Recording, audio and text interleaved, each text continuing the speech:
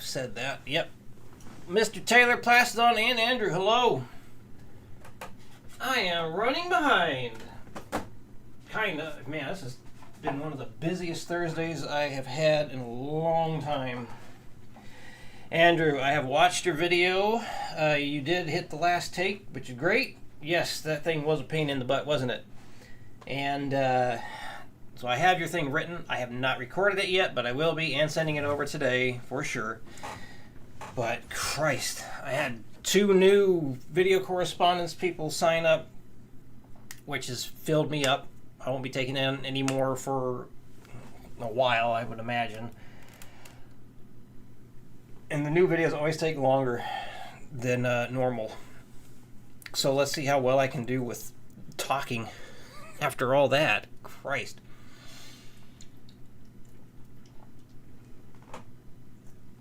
Yeah. So, still be ending the stream in an hour. And yeah, I'll be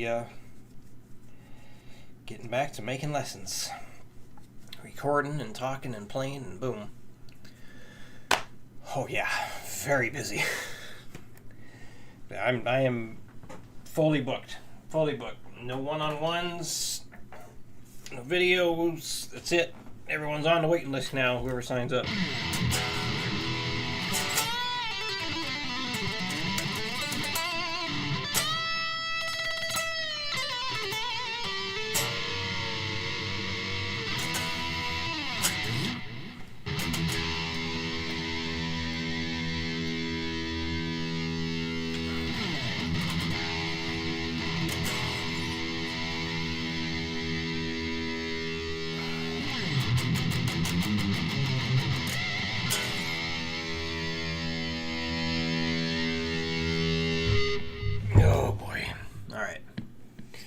So, let's see. Alright, so, how many do I have in total? Oh, I'm not sure. Well, one-on-one people.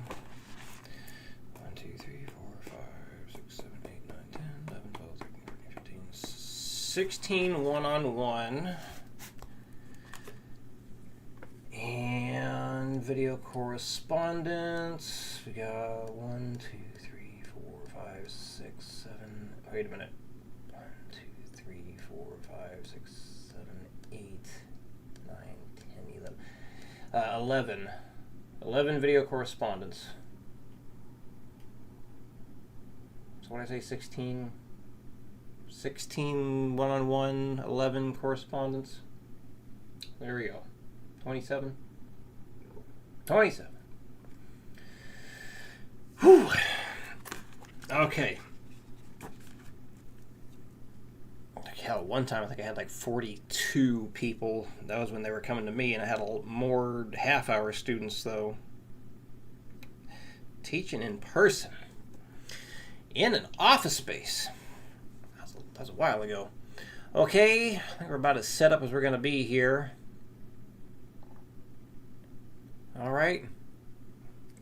So here we go. This is day number 2 of working through NeoClassical Speed Strategies for guitar. And last week it was a lot of reading. Probably should have skipped a bunch of that, but I wanted to, we'll see what the book is about because I haven't read this one. And yeah, this was a requested thing to go through. So yeah, Chris Brooks goes into a lot of detail. On, pick slanting, different, picking mechanics, how Yngwie Malmsteen holds his pick, which is, Chris Brooks' thing, how to play like Yngwie. So, yeah, it's, for those who want to know the ins and outs of that stuff, it's there. It is there. I could see how some people could be put off by it, and because they just want to jump into the playing right away. But I understand why it's there. It makes sense, and sometimes you gotta, if you want to play like Yngwie, you need to know what the hell's going on. So that's why it's there. So we started playing some examples near the end of last week, but But yeah, I didn't get too far in all that stuff. So I think the only thing I played was this guy here. I tried working it up a bit, and because I never practiced anything like this, I don't think I did too great.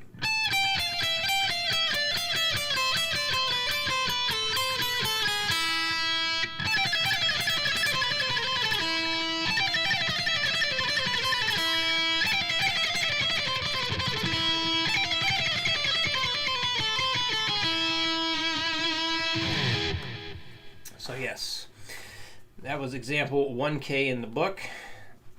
And he's talking about tonal sequence is when a motif is repeated in a higher or lower pitch, where the subsequent repetitions are diatonic transpositions of the original idea, like example 1K, which is comprised of 4 notes descending from each degree of the A minor scale.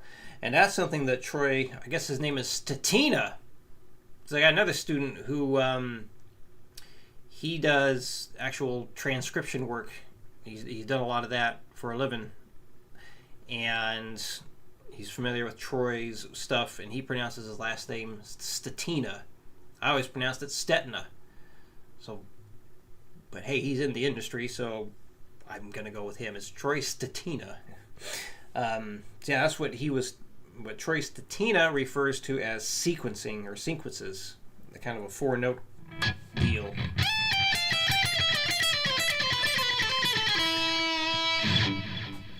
So next we got inverted pedal point is a device in which the highest note of the phrase is repeated between notes of a moving line. This box-style example in A minor is a trademark lick in the Malmsteen catalog. So this is starting with the upstroke then.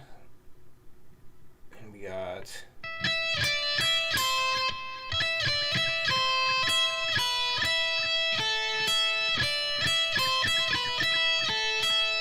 I wonder how I would want to play that.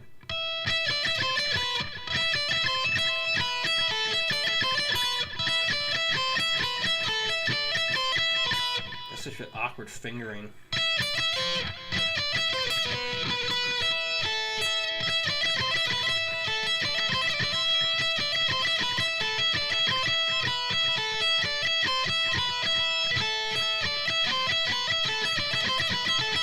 Yeah.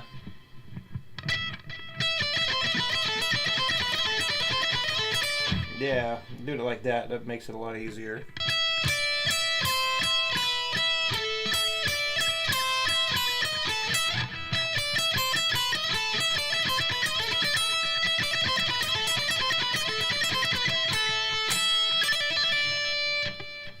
Yngwie combines elements of pedal point and sequence along a string shown in example 1M, which emulates something the right hand of a harpsichordist might play in a Bach concerto. Let's see. One of these.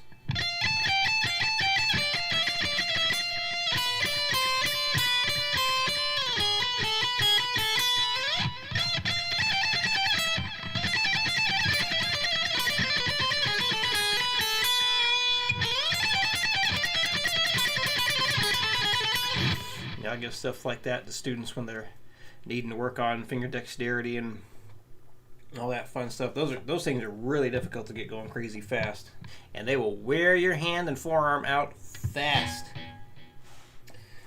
Based on the frequent use of 3 notes per position. Based on the frequent use of 3 notes per position, I use a numbering system to explain the melodic order of the sequences according to the lowest note, middle note, and highest of the 3. So a sequence like example 1N is described as 3, 1, 2, 3, and means the highest note of the position is played, followed by the lowest, the middle, and back to the highest. This form is widespread in Yngwie's work. So yeah, basically you got those 3 notes. So that being note number 3, note 1, 2, 3. So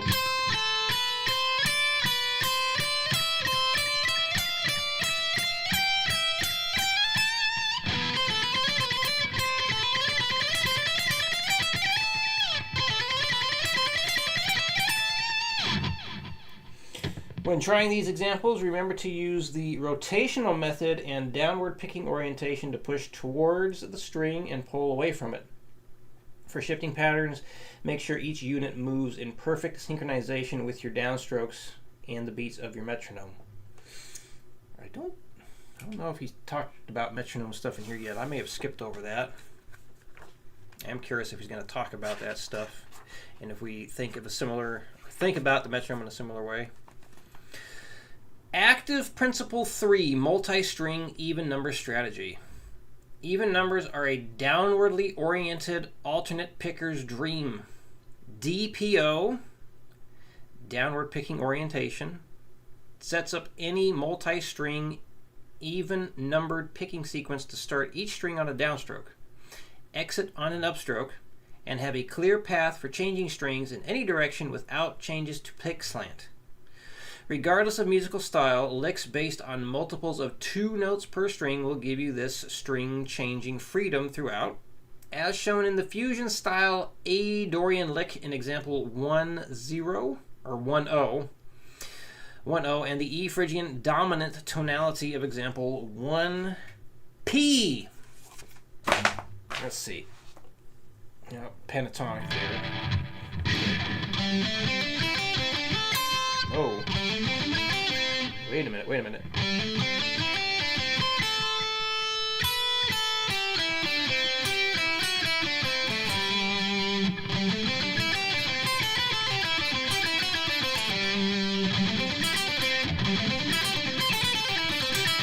Shit.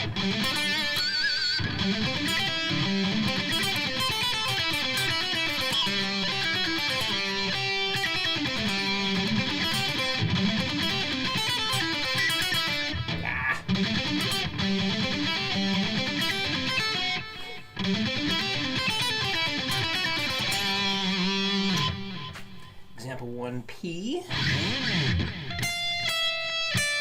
No. Okay, that one's gonna trip me up.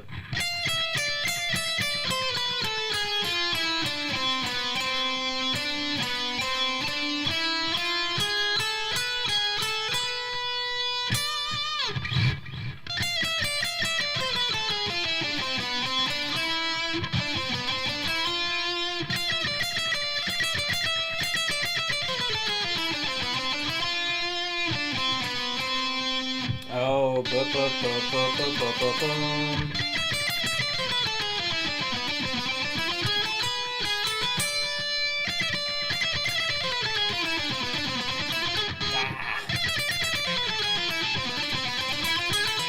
damn it.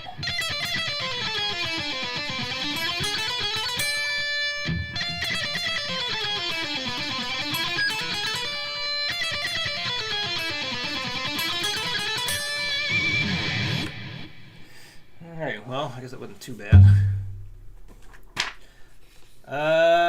The string changing simplicity and consistency of these patterns mean that whether each string has 2, 4, 6, or 20 notes, the picking pathway between strings need not be more complicated than a pentatonic box pattern, for example.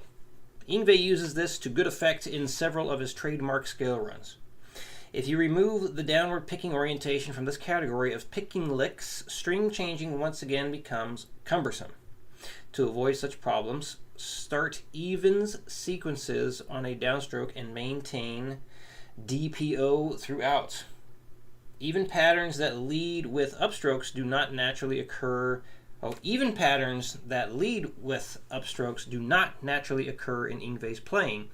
But if encountered in other styles and playing situations, it's important that you flip the picking orientation so that upstroke leading is preceded by an upward pick slant. Example 1Q demonstrates this with an upward pick slant on beat 2, setting up the up-driven portions of the lick before returning to a downward pick slant during the second beat of bar 2.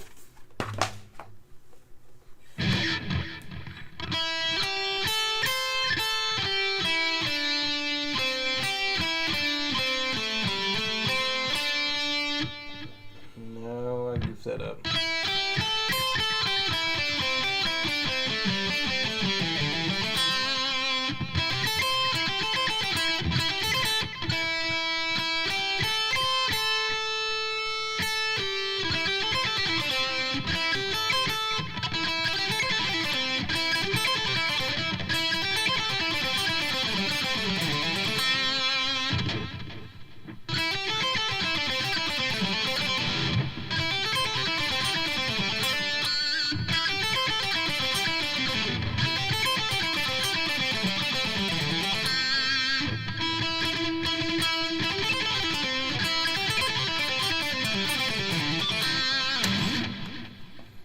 I'm not doing the slants the way he's talking about. I just want to play the stuff because I already have my way ingrained. Active principle number 4, ascending odd numbers strategy. At this point, you should be comfortable with alternate picking single string licks. I always question that sort of thing. Sorry, Mr. Brooks. Because my question is why? Why should one be comfortable? I think if it was more like, at this point, hopefully you're comfortable with alternate picking single string licks. Because, yeah, knowing how people learn, and because a lot of people, guaranteed, they're not going to be able to start off with, be able to play any of this stuff. Beginners? I don't think so. I don't think so. There's a lot of stuff to build up to it. But anyway, I would imagine this is more for intermediate and advanced players anyway. I don't think this is geared towards beginners at all. But anyway, at this point you should be comfortable with alternate picking single string licks and multi-string even numbered sequences while maintaining a downward picking orientation throughout. Active principles 4 and 5 cover how Yngwie deals with odd numbers of notes, which play a big part in how the rest of the material in this book is played. Alternate picking for odd numbers of notes per string is not a feature of the Yngwie, but it's vital to have an overview of how alternate picking is affected by odd numbers to appreciate the benefits and consistency of Yngwie's solution. Strict alternate picking for odd numbers creates two picking pathways known as outside picking and inside picking. These terms refer to the pick traveling around the strings or directly between them. An example 1R, the picking pathway from the G string to the B string is an outside picking stroke, and the path from the B string to the E string is an inside picking stroke. Here, the ascending outside strokes are best approached with an upward pick slant, and ascending inside strokes are best approached with a downward pick slant.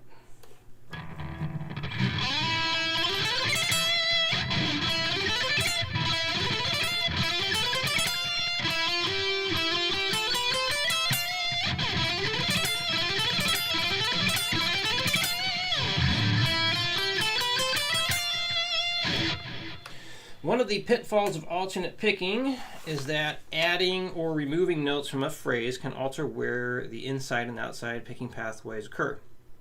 Example 1S starts with 3 new notes on the D string and follows with the notes of the previous example.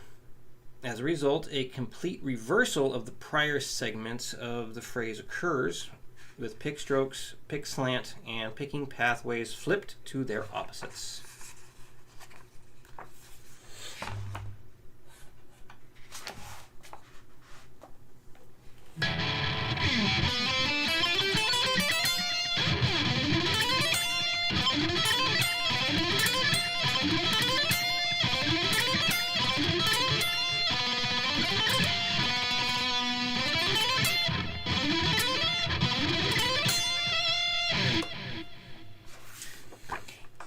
Yngwie's system, however, is built on facilitating an uninterrupted and consistent approach to each ascending string change instead of the symmetrical and oft-changing requirements of alternate picking. It preserves his preference for starting strings on downstrokes as described in the evens approach. When ascending with odd numbers, Yngwie will use a sweep or economy motion with DPO to turn the last downstroke of one string into the first downstroke of the next string. It's applying the scientific principle of inertia, i.e. the tendency for an object to remain in its present state of motion until otherwise affected.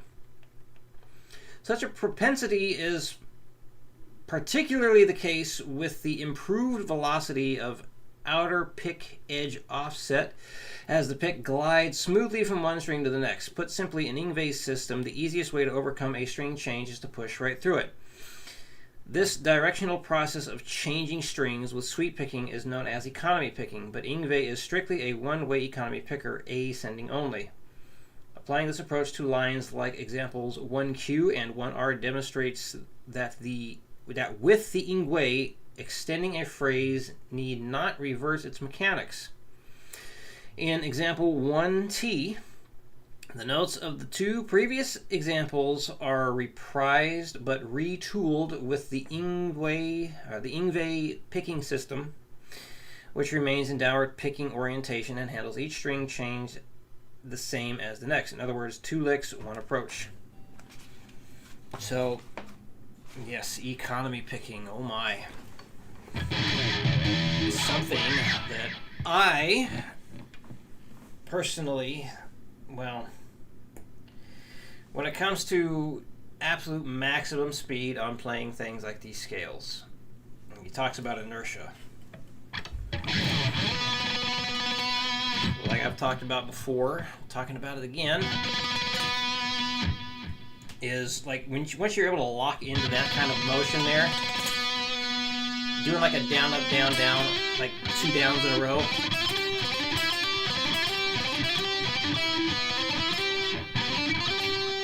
Like 2 downs in a row, like doing a down, up, down, down, up, down, down, up, down, down, up, down. Because you have to continually stop that back and forth motion to go down twice, I do not see how that can ever surpass that kind of speed.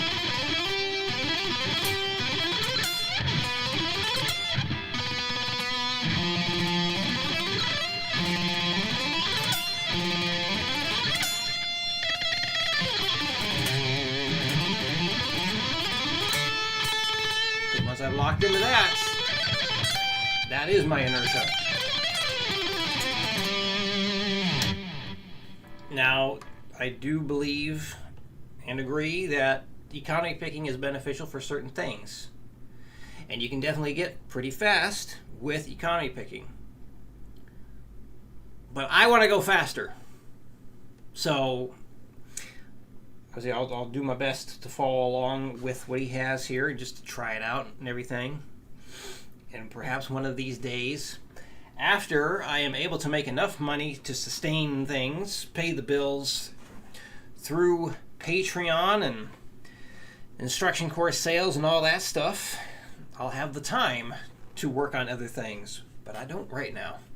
I still got massive projects I'm trying to finish.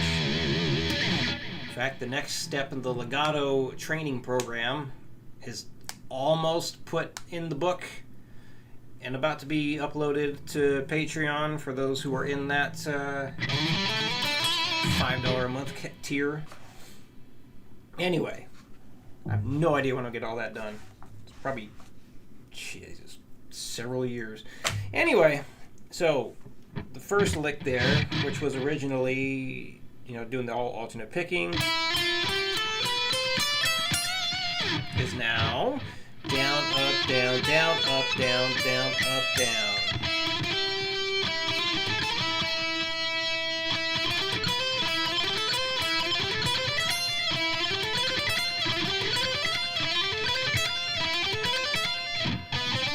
The other one.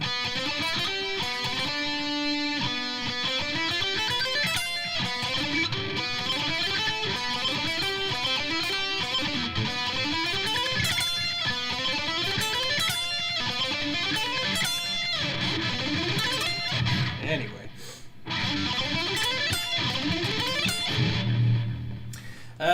Bass players have tapped into the strengths of this Newtonian approach to string changing since the advent of upright bass fingerstyle, but in the opposite direction from higher strings to lower strings, using a drag method whenever an opportunity to descend strings with the same finger presented itself. Bassists continued this practice through the birth of electric bass in rock, blues, funk, and jazz styles. Back in the plectrum using world, the asymmetrical ascending string changing strategy has been a staple of the gypsy jazz genre, possibly since its inception, as generational teaching methods saw it evolve into somewhat of an unspoken mechanical standard, albeit without the pick edge offset or picking hand anchoring seen in Yngwie's system. It's imperative when developing your economy picking mechanics that you sweep as one flowing motion between strings rather than use 2 separate pick strokes. Develop your rest stroke technique so that exit downstrokes from the lower strings land on the following higher string without the need for a double movement. The first note of each higher string will, therefore, be created by the pick leaving the string rather than landing on it, as it will already be in position from the sweep. Watch the video! We won't be doing that.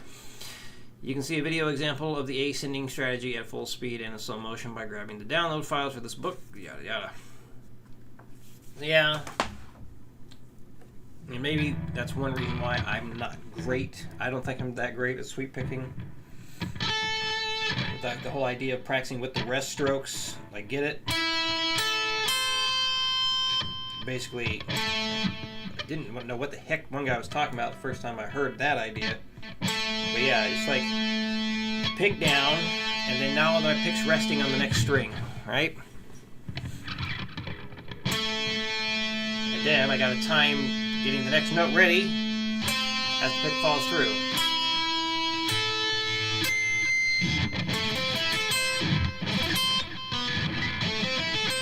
Instead of doing it like that.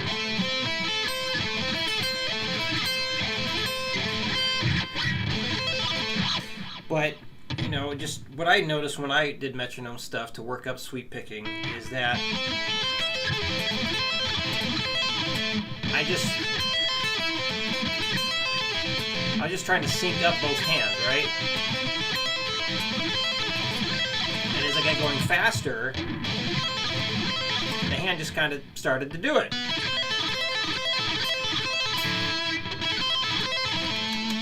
So, I don't know. I can see some benefit to practicing doing the rest stroke thing. Like if you never can get a sweep motion, then it might be worth your time to actually practice the rest stroke way. But with Yngwie, he's always stuck in this orientation, so he can't do that.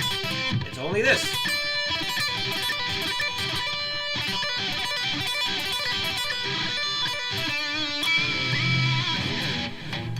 Anyway, let's continue on.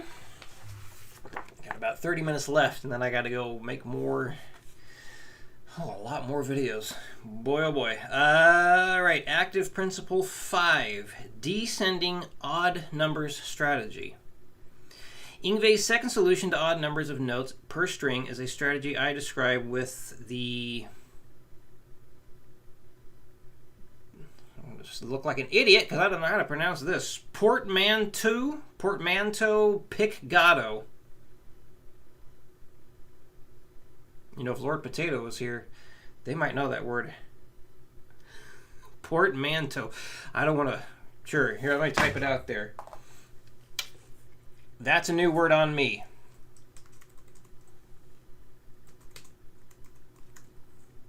There you go.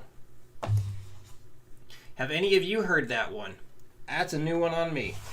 I don't think I've ever heard that. I describe with portmanteau. I think it looks like it's spelled like bow. Portmanteau Piccato. Combining the terms picking and legato. Legato means tied together, i.e. smooth in musical terms. For guitarists, however, it is often described as a playing technique due to the use of hammering on and pulling off notes with the fretting hand to contrast the usually stronger attack of picking. A two-way economy picker like Frank Gambale descends by inverting his ascending approach with economy picked string changes and an upward pick slant. Yngwie, being Yngwie, defiantly maintains his DPO throughout descending lines and tackles the asymmetry of his style another way. Just like in the even number strategy, Yngwie uses the strengths of alternate picking to start strings with downstrokes and leave on upstrokes without forcing changes to pick orientation and picking pathway. A fretting hand pull-off is then used to execute the final odd notes of any applicable string. Therefore, 3 notes are played down, up, pull off. 5 notes are played down, up, pull off, and so on. Example 1U is a quintessential Yngwie style phrase with the descending pick gato strategy.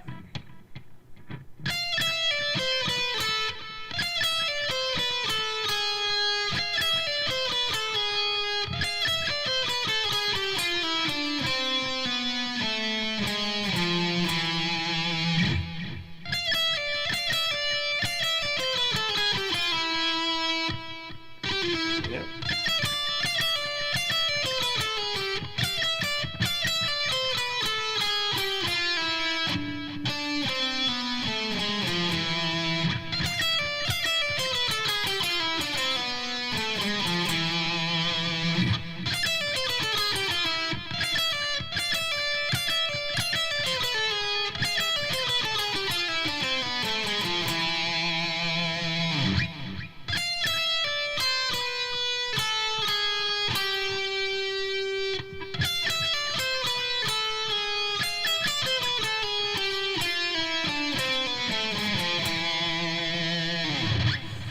Of course, me normally being an upward slanter, doing this stuff works against what I naturally do.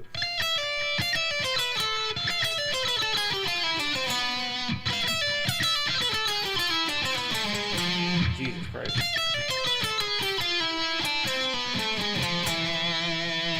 I guess if you want to play like Yngwie, yeah, you got to learn how to do that. So it's definitely geared towards a very specific style of playing.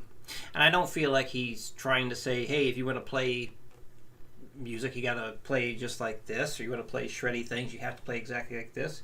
I mean, he just mentioned Frank Gambale, who he's a big-time economy picker, and yeah, he'll change, his picking orientation, how he slants to pick this way, and then slants to pick that way.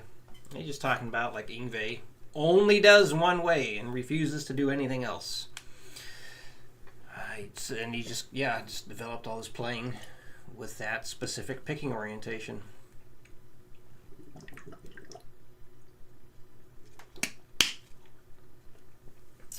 Oh man, I didn't even spell the word right.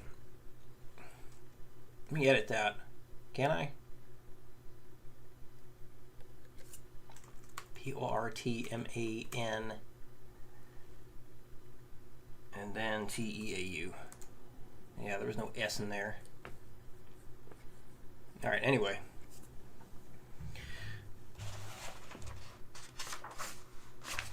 So, an economy picker would use a different approach to the same notes, using an upward pick slant through, and using upward sweeps as shown in example 1V.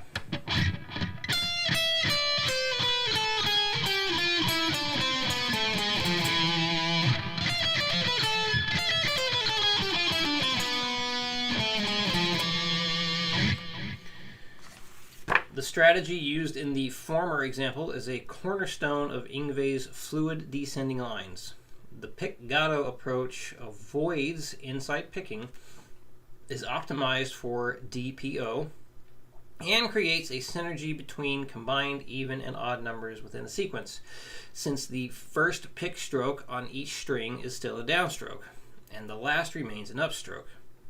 The strategic placement of pull-offs handles what would otherwise be a break in the even numbers strategy. The lone note exception. There is one quasi-exception to the downstroke starting note template. I use the prefix quasi, because despite its apparent deviation from the rules, this anomaly has a consistency to its usage. When a single pick stroke on one string occurs before any number of notes on a lower string, the single picked note is played with an upstroke before the lower string begins on a downstroke. Handling a lone note in this way preserves consistency in the system amongst the remainder of the lick by treating it as an exit note, as though it were the last of several notes played on the higher string. The pick leaves the higher string on an upstroke, starts the lower string on a downstroke, and still avoids inside picking and alternate picking slant. Example 1W is typical of the way Yngwie begins a legato phrase on one string before picking on lower strings. even though there would be plenty of time to get the pick. I think that might be a typo. Plenty of time to get the pick from the E string to the B string if both began on downstrokes. Using the lone note upstroke removes an avoidable semicircle leap to the B string.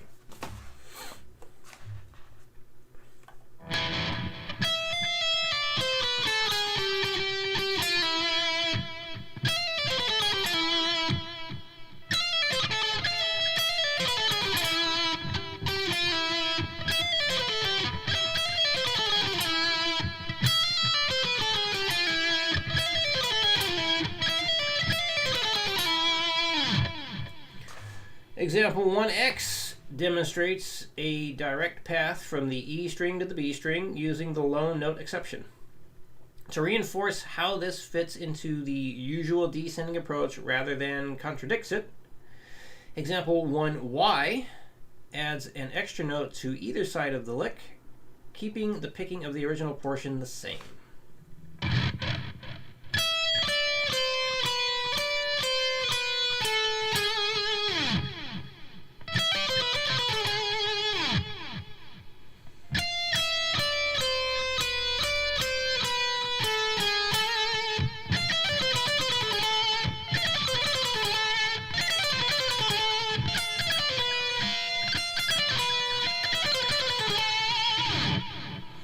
The lone note strategy will play a big part in the loop and sequence drills coming up in Chapter 6.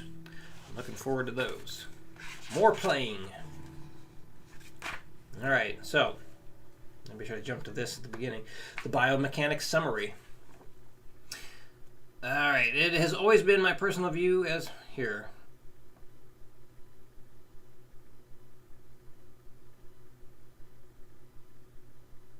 So I'll read the summary of the summary.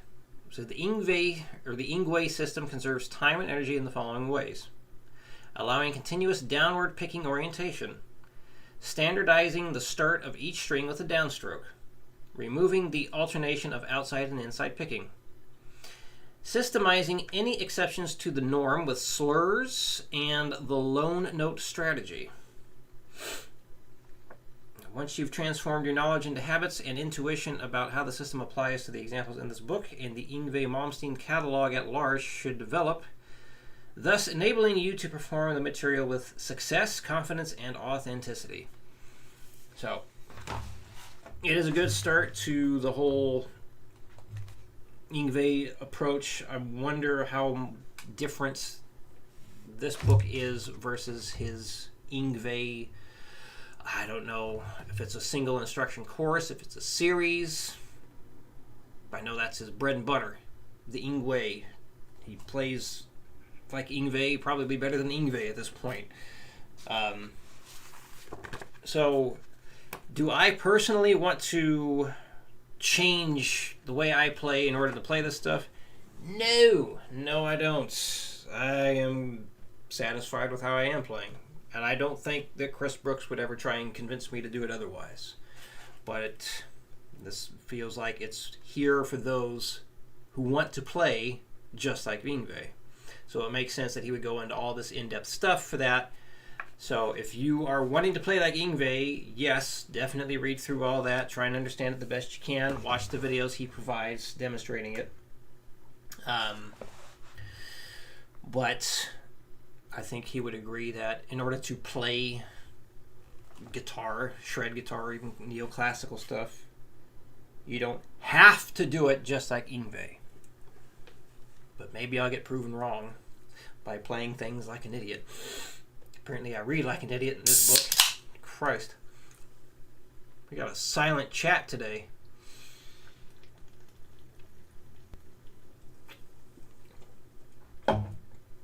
All right, we got almost 20 minutes left.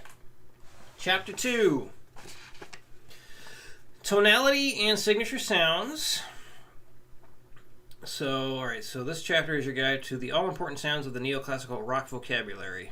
So while Ingve is adept in improvisation using a variety of modes, the signature sounds are most commonly created using variants of the minor scale, and its evil cousin, the Phrygian dominant mode of harmonic minor, as well as a synthetic scale that I refer to later as the hybrid minor scale. Interesting. So a natural minor scale or Aeolian mode. So I'm going to skip the theory part here. He goes into some in-depth theory stuff, which is good.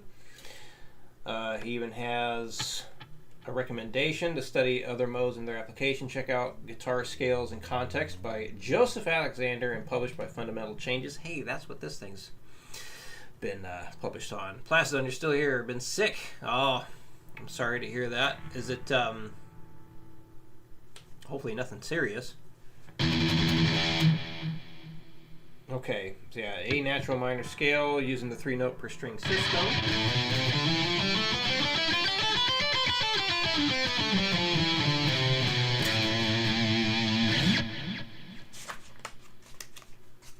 And then A natural minor scale from the 5th string roots.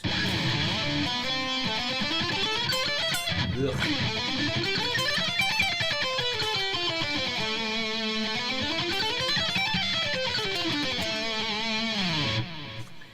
And then A natural minor scale across the fretboard. So yeah, he's got basically all the notes.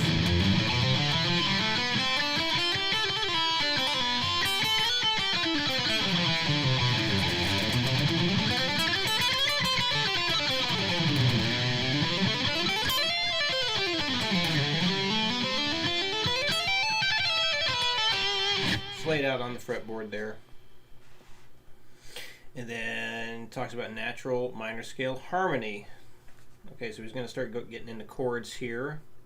So by stacking, so yeah, he's talking about stacking thirds to build harmonies. Talking about your A minor chord, D diminished, C major, D minor, E minor, F major, and D minor. And then he's got some open chord versions of that. Your A minor, ugh. A minor, B diminished, C major, and he has D minor over here, E minor over here, F major. Oh, I see, he's just going up like that. So A minor, B diminished, C major, D minor, E minor, F major, G, A minor again. A minor, B diminished, D major, C major, D minor, E minor, F major, G major. Harmonic minor scale. Yeah, natural minors with a raised sevenths. So basically, yeah. Taking this, taking that G note, making it a G sharp. Oh, the flu. Fun times. Is it? I guess it is flu season, huh? Everyone's going back to school and picking up germs. Ugh. So yep, and he goes through the 3-note per string deal right here. Yeah.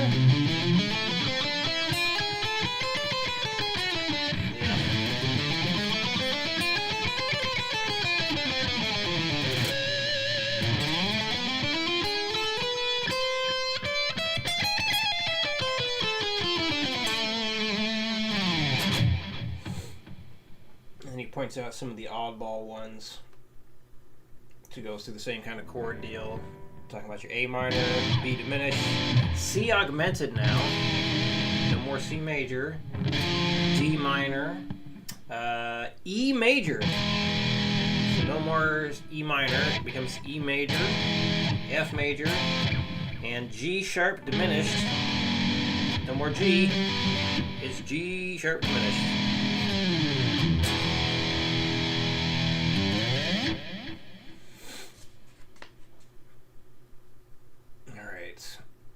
So then he goes into more detail there about, theory involved with it, which is good.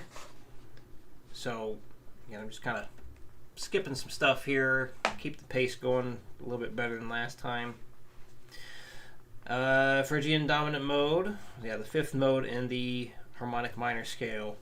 So yeah, playing, take those same 7 notes, start on E. your E Phrygian dominant.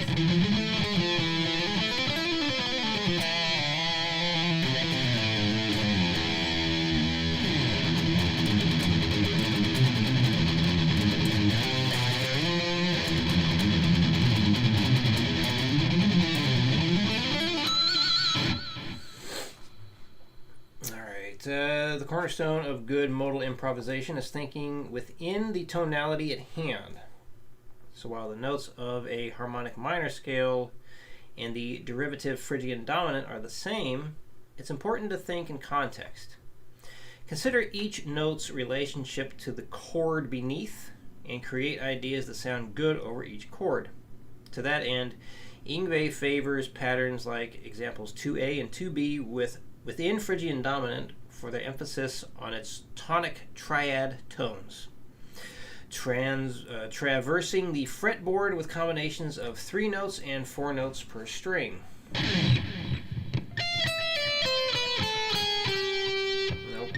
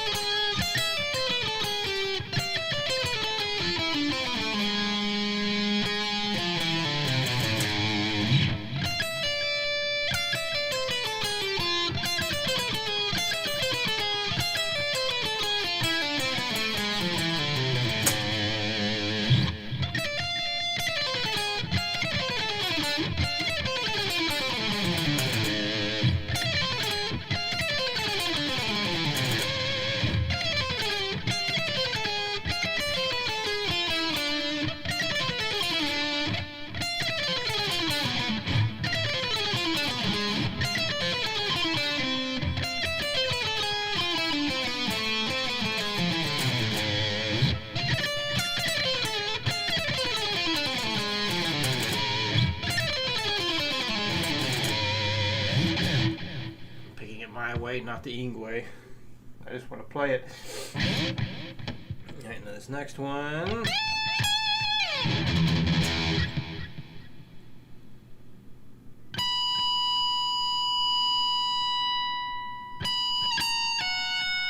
Whoa, what the hell am I doing?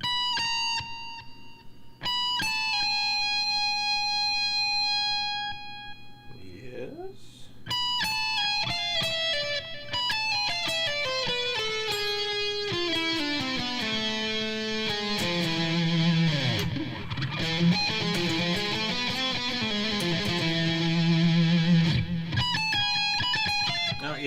Yeah, okay, I'm seeing it now.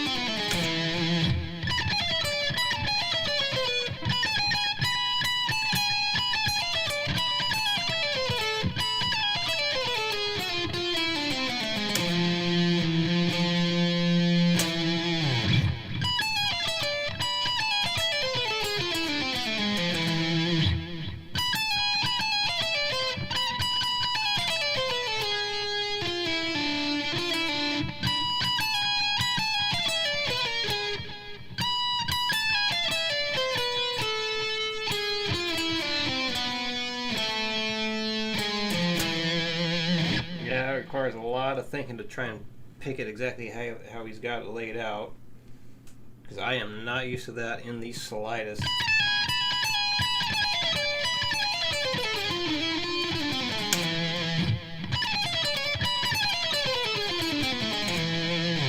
I'd rather just do it like that. That's what happens when you've been playing a certain way for over 20 years. Alright, we're almost near the end here. 7 minutes left, and I got diminished 7th arpeggios to talk about next. Look at that. Yes, along with the darker sound of Phrygian dominant, diminished 7th arpeggios are also a Malmsteen neoclassical signature sound. So yeah, there's like basically 4 diminished chords, or technically 4 diminished 7ths all throughout. 1, 2, 3, 4.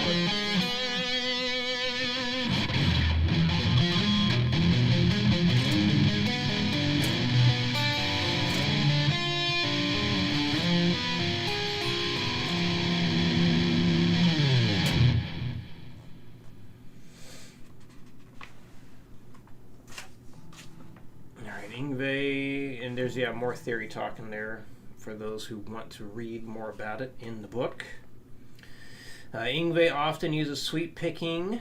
Although Yngwie says he doesn't sweep pick, he really does. He says he never sweep picks, which makes me wonder if he knows what the hell sweep picking is, because he definitely does sweep picking. Yngwie often uses sweep picking and position shifting to connect diminished 7th arpeggios up and down the fretboard in minor third steps, like the 3-string form below.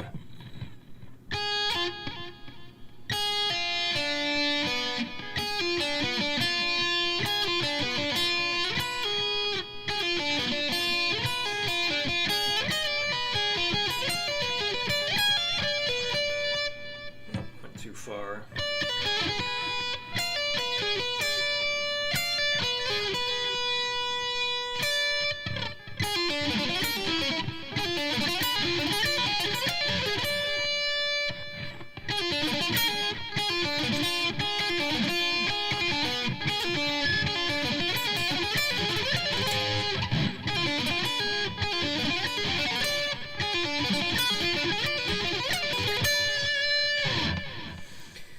For scale lines like those focused upon in this book, diminished 7th arpeggios can also be used to create the frame of scalar picking patterns. Example 2D outlines a diminished 7th arpeggio with 2 notes per string, with example 2E adding a middle note to each string to expand the arpeggio into a Phrygian dominant line. Try these over in E or E7 chords.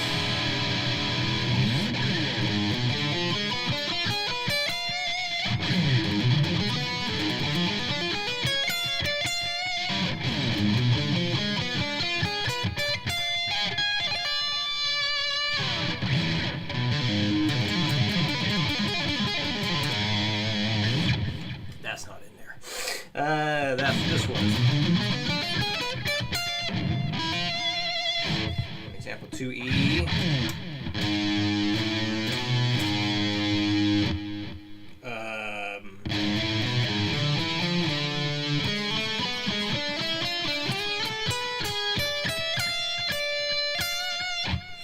Guarantee people are going to have some. Well, I don't know. How would he.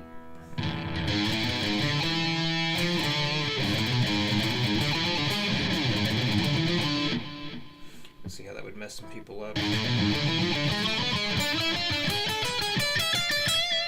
Kind of like a finger roll and slide at the same time.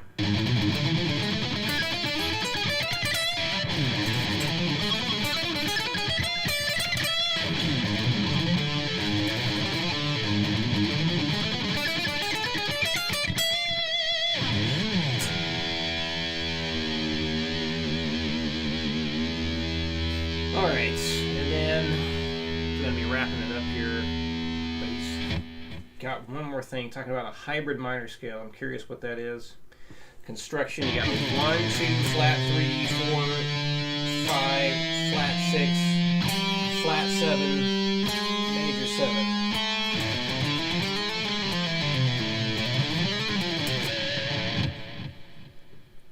So I guess so it's basically just a mix of natural minor and harmonic minor.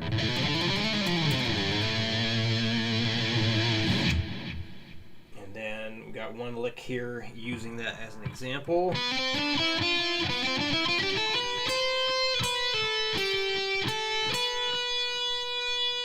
No.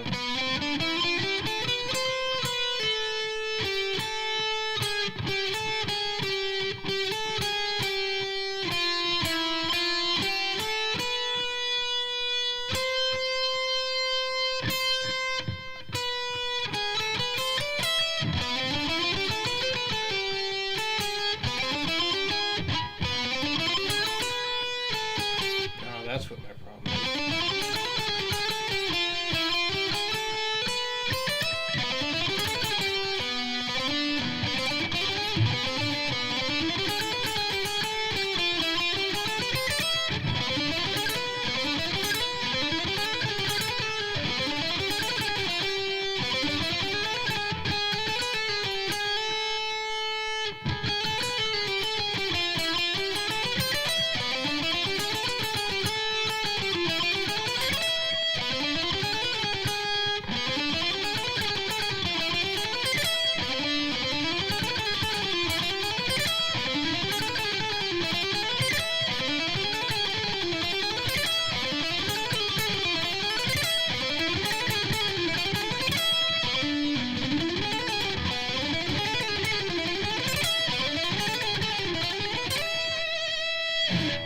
And there we go.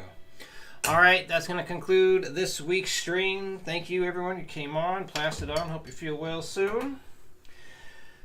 And yeah, continue on working through examples and learning about Yngwie Malmsteen in 1 week. All right. All kinds of stuff coming up here. I'm curious if he's going to discuss how to actually practice pushing your speed. That's what I'm really curious about. See if we have any similar agreements or similar approaches or anything like that. All right, Andrew, I'll be sending over your stuff tonight. And yep, thank you, everybody. See you all on the next stream.